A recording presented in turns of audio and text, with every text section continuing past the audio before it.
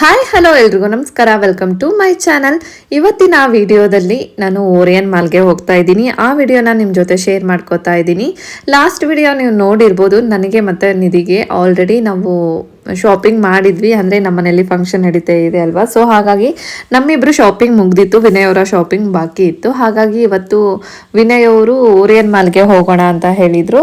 ಯಾಕಂದರೆ shopper stop ಬಂದು Orion ಮಾಲಲ್ಲಿ ಇದೆ. ಸೊ ಹಾಗಾಗಿ ನಾನು ಅಲ್ಲೇ ಬಟ್ಟೆ ತೊಗೋತೀನಿ, ಅಲ್ಲಿಗೆ ಹೋಗೋಣ ಅಂತ ಹೇಳಿದರು. ಹಾಗಾಗಿ ನಾವು ಓರಿಯನ್ ಮಾಲ್ಗೆ ಬಂದ್ವಿ.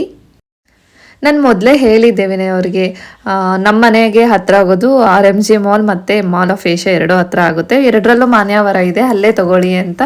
ಸೊ ವಿನಯ್ ಅವರು ಇಲ್ಲ, ನಾನು ಶಾಪರ್ ಸ್ಟಾಪಲ್ಲೇ ತೊಗೊತೀನಿ ಅಂತ ಹೇಳಿ ಓರಿಯನ್ ಮಾಲಿಗೆ ಕರ್ಕೊಂಡು ಬಂದಿದ್ದಾರೆ. ನೋಡೋಣ ಶಾಪರ್ ಸ್ಟಾಪಲ್ಲಿ ಕಲೆಕ್ಷನ್ ಇರುತ್ತೋ ಇಲ್ಲೋ ಗೊತ್ತಿಲ್ಲ. ನಾನು ಅಲ್ಲಿಗೂ ಹೇಳಿದೆ, ಸೊ ಇಲ್ಲಿಂದ ನಾವು 10 ಕಿಲೋಮೀಟ್ರ್ ದೂರ ಹೋಗಬೇಕಾ ಓರಿಯನ್ ಮಾಲ್ಗೆ, ಸೊ ನಿಮಗೆ ಒಬ್ಬರಿಗೆ ಒಂದು ಜೊತೆ ಬಟ್ಟೆ ತೊಗೊಳಕ್ಕೆ ಇಲ್ಲಿಂದ ಹೋಗಬೇಕಾ ಅಂತ. ಅದಕ್ಕೆ ನನ್ನ ಗಂಡ ಒಂದು ಡೈಲಾಗ್ ಹೊಡಿದ್ರು, ನಿನಗೆ ಒಂದು ಸೀರೆ ತೊಗೊಳಕ್ಕೆ ಅಂತಲೇ ಇಲ್ಲಿಂದ 30 ಕಿಲೋಮೀಟ್ರ್ ದೂರ ಕರ್ಕೊಂಡು ಹೋಗಿದ್ದೀನಿ, ಸೊ ಈಗ ನನಗೆ ಅಂತ ಬಟ್ಟೆ ತೊಗೊಳಕ್ಕೆ 10 ಕಿಲೋಮೀಟ್ರ್ ದೂರ ಬರೋಕ್ಕಾಗಲ್ವಾ ಅಂತ.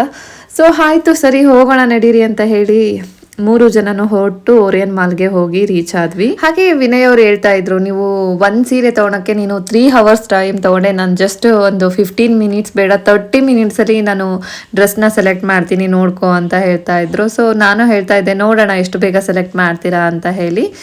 ಸೊ ಹುಡುಗರು ಫಟಾಫಟ್ ಅಂತ ಸೆಲೆಕ್ಟ್ ಮಾಡ್ಕೋತಾರೆ, ನಮಗೆ ಹುಡುಗಿರಿಗೆ ಹಾಗಾಗಲ್ಲ. ಸೊ ಅದು ನೋಡಬೇಕು, ಈ ಸ್ಯಾರಿ ನೋಡಬೇಕು, ಈ ಕಲೆಕ್ಷನ್ ನೋಡಬೇಕು ಅಂತ ತುಂಬಾ ಮೈಂಡಲ್ಲಿ ಇರುತ್ತೆ. ಬಟ್ ಹುಡುಗರು ಹಾಗಲ್ಲ, ಮೈಂಡಲ್ಲಿ ಒಂದು ಇದೇ ಥರದ ಬಟ್ಟೆ ತೊಗೋಬೇಕು ಅಂತ ಅಂದ್ಕೊಂಡಿರ್ತಾರೆ. ಸೊ ಡೈರೆಕ್ಟಾಗಿ ಹೋಗಿ ಅದು ಒಂದೇ ಚೆಕ್ ಮಾಡಿದ್ರೆ, ನಾವು ಹುಡುಗಿರು ಆ ಥರ ಅಲ್ಲ. ಸೊ ಹೊಸ್ದಾಗಿ ಯಾವ ಸೀರೆ ಬಂದಿದೆ, ಸೊ ಮೈಸೂರು ಸಿಲ್ಕ್ ಸ್ಯಾರಿಲಿ ಏನು ಕಲೆಕ್ಷನ್ ಬಂದಿದೆ, ಟಿಶ್ಯೂ ಹೆಂಗಿರುತ್ತೆ, ಇನ್ನೊಂದ್ಸರಿ ಯಾವುದಾದ್ರು ಹೊಸ್ದಾಗಿ ಲೇಟೆಸ್ಟಾಗಿ ಯಾವುದಾದ್ರು ಡಿಸೈನ್ ಬಂದಿದೆನಾ, ಸೊ ಆ ಥರ ಎಲ್ಲ ಚೆಕ್ ಮಾಡ್ಕೋತಾ ಇರ್ತೀವಿ. ಸೊ ನಾವು ಶಾಪರ್ ಸ್ಟಾಪಿಗೆ ಬಂದ್ವಿ. ಸೊ ನಾರ್ಮಲಾಗಿ ವಿನಯ್ ಅವ್ರಿಗೆ ಟ್ರೆಡಿಷ್ನಲ್ ವೇರ್ ಅಲ್ವಾ ಬೇಕಾಗಿದ್ದು, ಸೊ ಫಂಕ್ಷನ್ ಇರೋದ್ರಿಂದ ಟ್ರೆಡಿಷ್ನಲ್ ವೇರ್ ಕಡೆ ಹೊರಟ್ವಿ. ಸೊ ಟ್ರೆಡಿಷ್ನಲ್ ವೇರ್ ಚೆಕ್ ಮಾಡಿದಾಗೆ ತುಂಬ ಕಲೆಕ್ಷನ್ ಇರಲಿಲ್ಲ. ಸೊ ಹಾಗಾಗಿ ಸ್ವಲ್ಪ ಕಲೆಕ್ಷನ್ ಇತ್ತು. ಸೊ ನಾನು ಹೇಳ್ತಾ ಇದ್ದೆ, ಅಲ್ಲಿಂದ ಇಲ್ಲಿ ಬಂದಿದ್ದೆಲ್ಲ ವೇಸ್ಟ್ ಆಯ್ತಲ್ವಾ ಅಂತ. ಸೊ ಏನು ತೊಂದರೆ ಇಲ್ಲ ಬಿಡು, ಇಲ್ಲಿ ಮಾನ್ಯವರ ಇದೆ, ಅಲ್ಲಿಗೆ ಹೋಗೋಣ ಅಂತ ಹೇಳ್ಬಿಟ್ಟು ನೆಕ್ಸ್ಟು ನಾವು ಮಾನ್ಯವರಗೆ ಬರ್ತಾ ಇದ್ದೀವಿ. ಮಾನ್ಯವರದಲ್ಲೇ ಫೈನಲ್ ಆಗಿ ವಿನಯ್ ಅವರು ಡ್ರೆಸ್ನ ಚಾಯ್ಸ್ ಮಾಡಿದರು.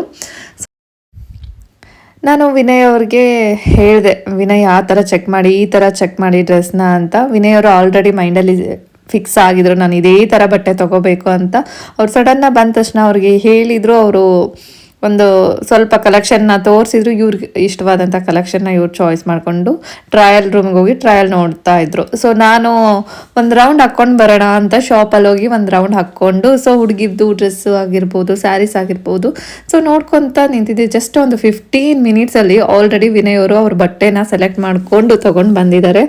ಸೊ ನನಗೆ ರಿಯಲಿ ಶಾಕ್ ಆಯಿತು, ಏನು ವಿನಯ್ ಇನ್ನೂ ಜಸ್ಟ್ ಒಂದು 10-15 ನಿಮಿಷ ಆಗಿಲ್ಲ ಬಂದು ಆಲ್ರೆಡಿ ಬಟ್ಟೆ ಸೆಲೆಕ್ಟ್ ಮಾಡಿದ್ರಾ ಅಂತ ಕೇಳ್ತಾ ಇದ್ದೆ. ಸೊ ನಾವೇನು ಹುಡುಗಿರ ಗಂಟೆಗಟ್ಟಲೆ ಟೈಮ್ ತೊಗೊಳಕ್ಕೆ ಅಂತ ಹೇಳಿ ಫೈನಲ್ ಆಗಿ ಒಂದು ಡ್ರೆಸ್ನ ಸೆಲೆಕ್ಟ್ ಮಾಡ್ಕೊಂಬಂದ್ರು. ಮಾನ್ಯವರದಲ್ಲಿ ಕಲೆಕ್ಷನ್ ತುಂಬಾ ಚೆನ್ನಾಗಿತ್ತು, ಹುಡುಗರಿಗೂ ಮತ್ತು ಹುಡುಗಿರಿಗೂ ಇಬ್ಬರಿಗೂ ತುಂಬಾ ಚೆನ್ನಾಗಿದೆ ಕಲೆಕ್ಷನ್. ಹಾಗೆ ಹುಡುಗಿರಿಗೆ ಲೆಹೆಂಗಾ ಅಂತ ಸಖತ್ತಾಗಿತ್ತು, ಒಂದಕ್ಕಿಂತ ಒಂದು ಕಲರ್ ಆಗಿರ್ಬೋದು, ಡಿಸೈನ್ಸ್ ಆಗಿರ್ಬೋದು ತುಂಬಾ ಚೆನ್ನಾಗಿತ್ತು. ಹಾಗೆ ಲೇಟೆಸ್ಟ್ ಡಿಸೈನ್ಸ್ ಕೂಡ ತುಂಬಾ ಕಲೆಕ್ಷನ್ ಇತ್ತು.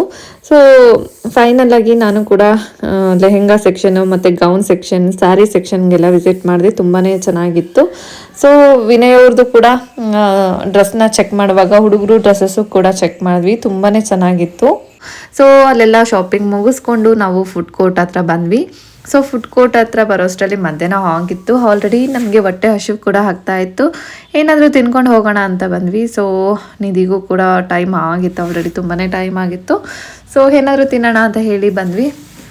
ಆ್ಯಸ್ ಯೂಶಲ್ ಆಗಿ ಸೊ ನಾವು RMG ಮಾಲ್ಗೆ ಹೋದಾಗೆ ತುಂಬ ರಶ್ ಅಂತ ಅನ್ನಿಸ್ತಾ ಇರಲಿಲ್ಲ, ಇಲ್ಲಿ ಸಿಕ್ಕಾಬಟ್ಟೆ ರಶ್ ಅಂತ ಅನ್ನಿಸ್ತಾ ಇತ್ತು, ವೀಕೆಂಡ್ ಆಗಿರೋದ್ರಿಂದ.